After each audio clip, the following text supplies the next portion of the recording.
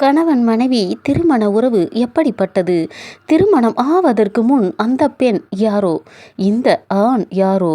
ஆனால் திருமணம் ஆன பிறகு கணவன் மனைவி ஒரே மாம்சமாக இருக்கிறார்கள். ஏன்? கணவனின் சுக துக்கங்களை மனைவி ஏற்றுக்கொள்கிறாள், மனைவியின் சுக துக்கங்களை கணவன் ஏற்றுக்கொள்கிறான்.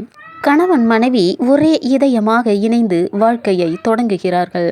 கணவனுக்கு வலி வேதனை என்றால் மனைவிக்கு துடிக்கிறது, மனைவிக்கு வலி வேதனை என்றால் கணவன் துடிக்கிறான்.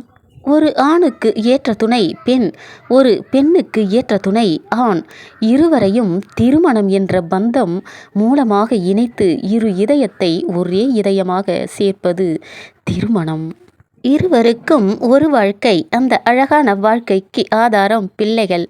அந்த பிள்ளைகளின் எதிர்காலம் அழகான குடும்பத்தை மனிதரிடையே உருவாக்கியது யார்? போராட்டமான வாழ்க்கையில் மனிதன் தனியே பயணிக்காமல் அவனுக்கு ஏற்ற துணையோடு பயணிக்கும் போது அவனது வாழ்க்கை நன்றாக இருக்கும் என்று நம்மை படைத்த தேவன் தீர்மானித்தார்.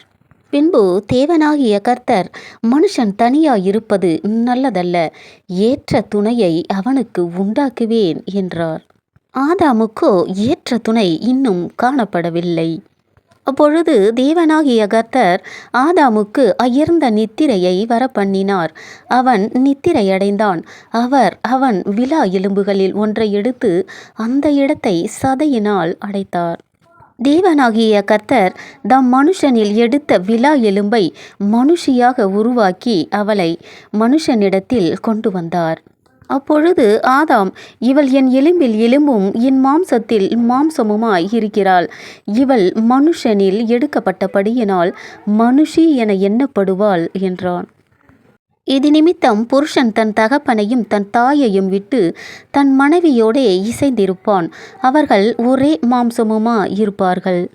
ஆதாமுக்கு ஏற்ற துணை ஏவாள், ஏவாளுக்கு ஏற்ற துணை ஆதாம்.